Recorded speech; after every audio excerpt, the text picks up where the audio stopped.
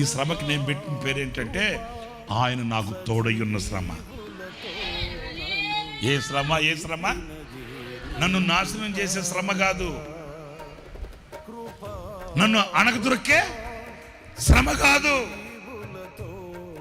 నన్ను అవమానాల పాలు చేసి నడివీధులు నగ్గుబాట్లు చేసి నన్ను కించపరిచి అవమానపరిచి నా బ్రతుకును కుక్క చెప్పిన ఇస్తరులాగా చేసే శ్రమ కాదు ఇది.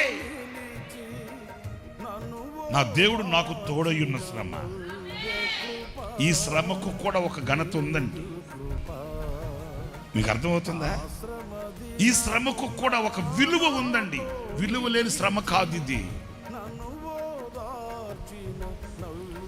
ఆయన నాకు తోడై ఉన్న ఈ శ్రమ నేను అనుభవించాలి.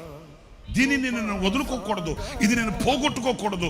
దీని కొరకు నేను ఎంతైనా దిగి ఈ శ్రమని నేను అపేక్షించి ఈ శ్రమలో కలిగే అనుభవ జ్ఞానాన్ని నేను పొందుకోవాలి.